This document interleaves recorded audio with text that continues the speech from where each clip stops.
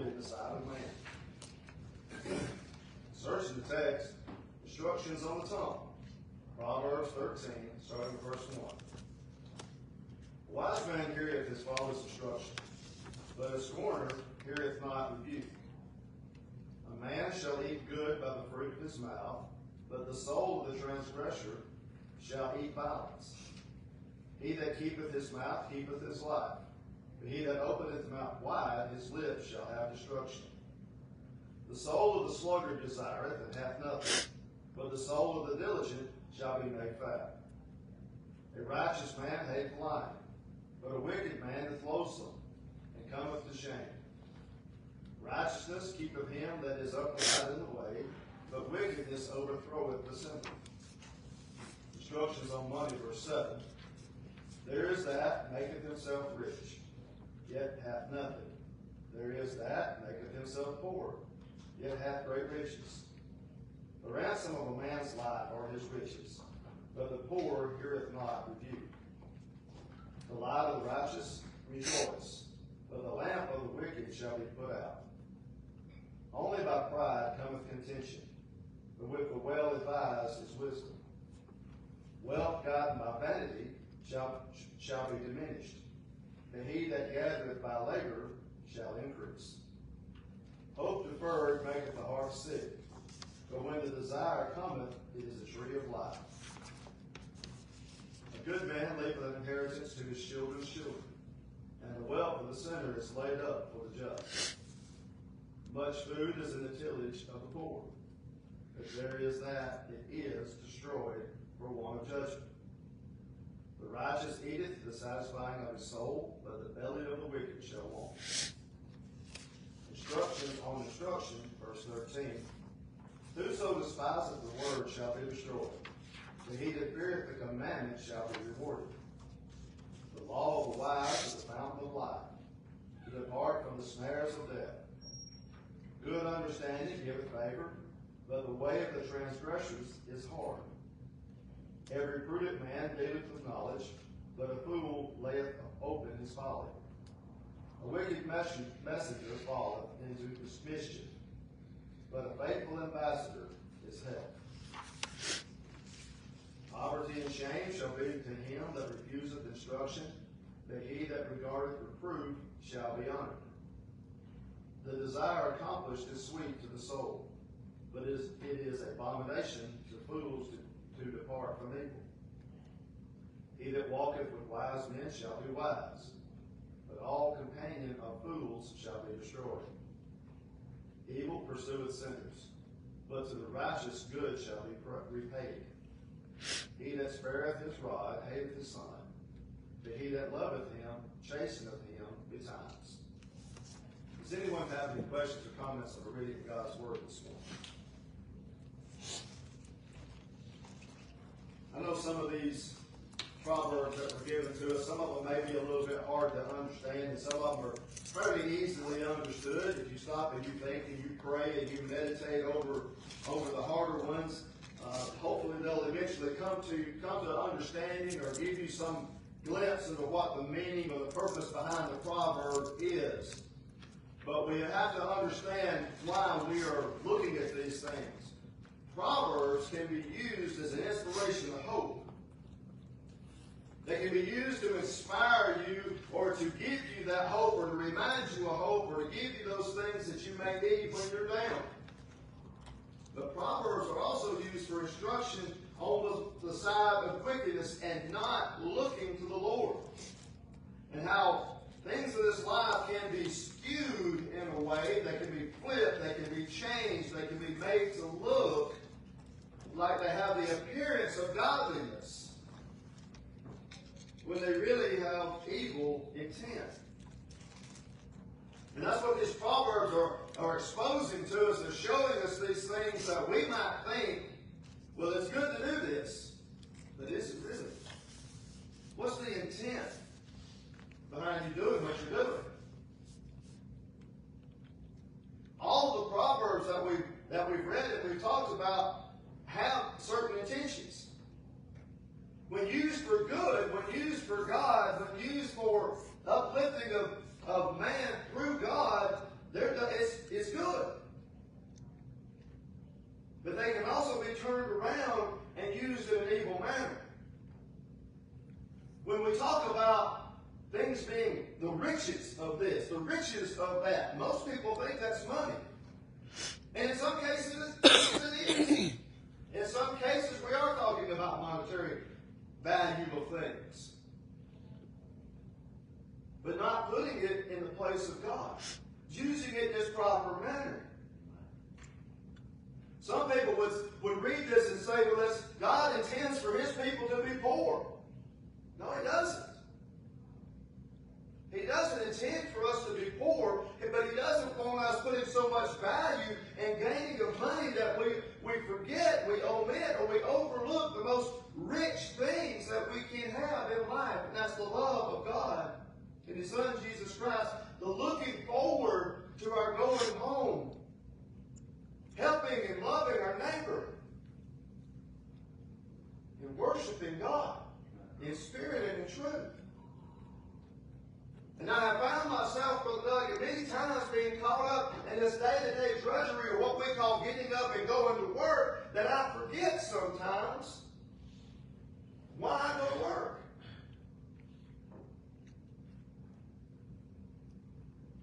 I don't just go to work to put food on my table and pay my bills and my house payments and things like that. I go to work also to share the love of Jesus Christ, to contribute to the society that is God's. Not just to contribute to the society that is man's, but to contribute to the society that's God's. Remembering that God gave me the health and the strength and the presence of mind and the job that I go to. I mean, God gave that to me. And I need to be thankful for that. And I need to thank Him for it and use that as opportunity to share His love. But I also don't need to be so caught up in and of myself and gaining great wealth and working all these hours that I forget about God. Sometimes we get so caught up in our day-to-day life that God sits in the back seat. Or worse yet, we transfer Him to the trunk. Many people have transferred God to the trunk if He's even in the car with us. So we have to keep that in mind. And He said, wealth gotten by vanity. Wealth gotten by vanity. Now, some people may think that word vanity just means by your looks. No, it's not. It goes beyond that. It includes that. But vain thinking, I did this, I did that. You know, I went to school and I got my degree and I worked hard and I got to obtain this job and I get all this extra money and me, and it's nothing about God.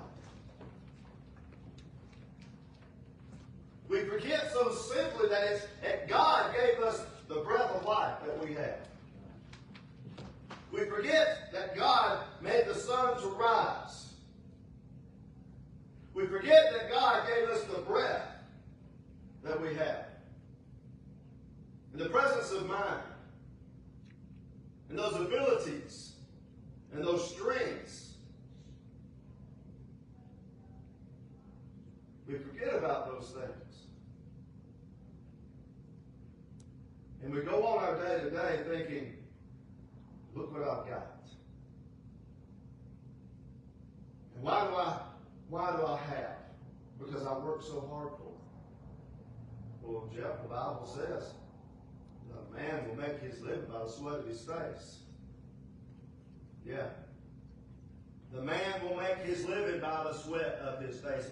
He's going to work for it. You've got of his brow too. We talk about the brow. It makes his face in one spot and brow in another. We'll talk about it. It's all right. But that's how we earn it. We get out and work for it. We don't sit around and wait for it to come to us. You know, our society is based on that a lot right now, Brother Doug, and I won't get into politics, but y'all know how it is. We got more people sitting around drawing a check than we do earning one. God's not happy about that. if you don't think it's a problem, go out and drive around our town somewhere around 11 to 2 o'clock. You'll see a bunch of able-bodied people out doing nothing. That was brought to my mind when we rode the bus at the beginning of school out to different neighborhoods where they pick up kids. Full-grown adults at home in the middle of the day. They're not working nights. How do you live? And I know that God, it tells us to take care of the poor. The poor will always be there with us. But it also says in here that crops and food that is grown by the poor will flourish much. Yes, it will. But it's quickly gone due to lack of judgment. When we give things to people to help the poor, and they're not good stewards of it, it's quickly gone. It's wasted. Or it's not taken care of, and it disappears. That's why we'll always have the poor. What did you just say, Jeff? It's okay to be poor? That's not what it's talking about. Because we're all rich. All of us that are saved are rich folks. Whether we've got money in the bank or not, we're rich. Because we have a home in glory. And if we will get out and do what God would have for us to do and plan and lay up like we're supposed to and take care of God's house and take care of His people and do what we're supposed to do, He will never allow us to beg bread. Because He'll always look for us and look out for us and take care of us. But He talks about the light of the wicked being put out. When? There's coming a day. There's coming a day. I got news for you. It seems like here lately we see a lot of good Christian folks going home to be with Jesus. They're leaving this. They seem to be leaving this world a whole lot faster than they got them coming in. But I promise you, there's just as many wicked and evil people leaving this walk of life without hope, going to their reward, as there are good folks, saved folks. We pay more attention to saved folks, just like we pay more attention to family and friends. But isn't that the way it's always been? Wicked people seem to flourish while God's people seem to suffer. That's all the reward they shall receive if they remain wicked. This is all what they have here. Because it said, you're going to get it. You're going to get what's promised to you. God is no respecter of person, but He will give you what He promises you. Whether you're saved at the beginning of life, or right at the end of death, or somewhere in between. Everybody gets the same. But if you don't get saved, if you don't accept Jesus Christ as your Lord and Savior, anytime in your dash, as we like to say it, then your reward is not heaven. It's hell. That's why I said evildoers. The evil folks, the wicked folks, will receive condemnation. And that's not Jeff putting that on. That's not Jeff condemning anybody. I'm not mentioning a single person's name. God says who's wicked and who's not. It says in verse 20, He that walketh with wise men shall be wise. If you walk with wise men, you'll be wise. But a champion of fools shall be destroyed. I've been told several times, Brother Johnny, that if you'll befriend 3 rich people, you'll be the 4th one. If you'll befriend 3 or 4 smart people, you'll be the next one. If you also befriend evil people, you'll be the next one. You'll be the next one. Because it's real easy in this life that we live to get drugged down It's hard to stay positive all the time. You know what? Why are we constantly reminded throughout the Bible about what our reward is? What Jesus has done for us. All through the New Testament, it talks about Jesus is coming soon, and he talks about what he did, and this plan of salvation that was laid out for us, and the gospel of Jesus Christ. And why do our preachers constantly preach on it and mention it all the time? It's for the saving of souls, but it's also for the remembrance of us that are already saved, that we have a better life coming. Because we so easily forget in this life, day to day. I'm out in the world 6 days a week. It's easy to see evil things happening all around you and to get drugged down 6 days a week.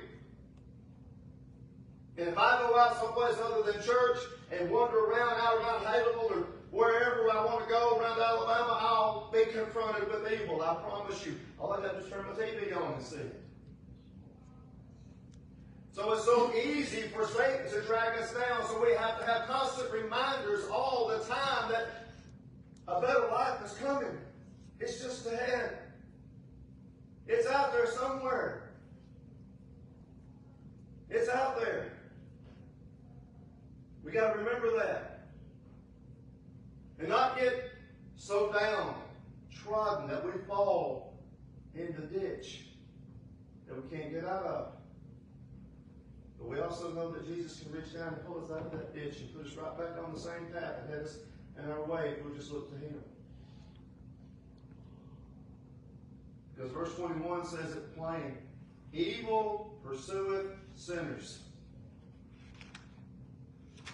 And that's just lost folks, right? Is it? Since when did you quit sinning? I'm just a sinner saved by grace. That's an announcement, but it's also not an excuse. Yeah, we sin. You sin through omission and commission. Every day. And all it takes is a little bitty chink in your armor. All it takes is just a little bit of soft spot. All it takes is you just getting a little bit down, a little bit overwhelmed, a little bit disappointed, a little bit distracted. And evil will show up. That's it. I had to have an explanation of that this week with one of my students. She was talking about, she said, Mr. McKinney, we were doing so many good things with God here at school in our little religious group that we have going on. And we were praying and we were reading our Bible and we were talking. And I said, yeah, I'm glad. I'm happy that you're doing that. Happy you're able to do that. But they told us we couldn't do it every day. It's okay. She said, I'm so disappointed. I just want to quit. I said, really? Why? I'm just discouraged. I said, how do you go from being on fire and hot to being completely cold and discouraged in less than 24 hours? Well, they said we couldn't do it in the library every day. There's more buildings around here than the library. There's a hole outside. They can't stop you from being around the flagpole. That's statewide. That's recognized across this nation. The kids can meet together in school around the flagpole and have prayer before school. Why did you let Satan poke you and you just give up? Evil pursues sinners. Because we let a little sin, she let a little pride get in her life. Bless her heart. She let a little pride in herself get in the way. And started thinking she did something big. And she was doing great things with her friends. But she thought she was doing it. And I have found over my time, the short time I've been on this earth, that whenever God gives you a great big blessing, don't just think, oh, I've got it now, here we go. I got this thing by the horns and off we're going to go, because God will let us have a little poke to remind us, I'm in control, not you. So we always need to give God thanks for it. Because evil pursues sinners. But to the righteous, good shall be repaid. He that spareth the rod hateth his son, but he that loveth him chasteneth him betimes. In the Bible, many times, it's mentioned.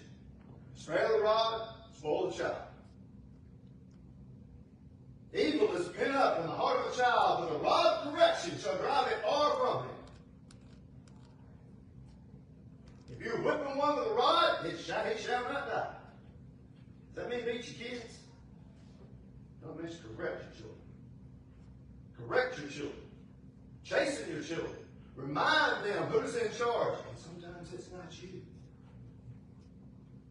God's in charge. God's in charge. I don't have physical stripes on my body from the places that God has chastened me.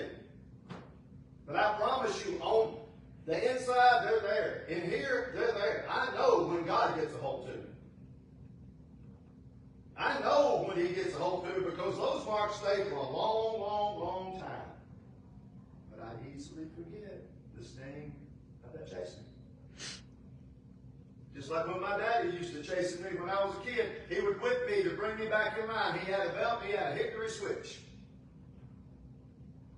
And I was glad the day poisoned those hickory switch streets.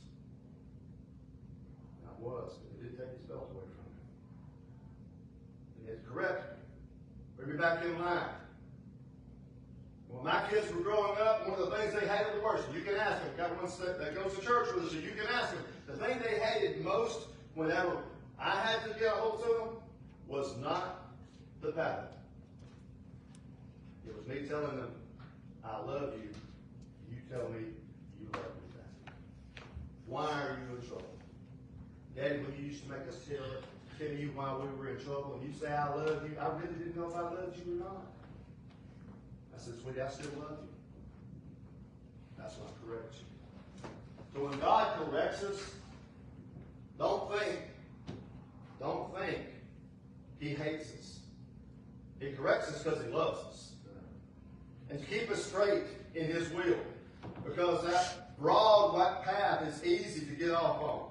But that narrow path is straight. It's hard to stay on. But through God, all things are possible.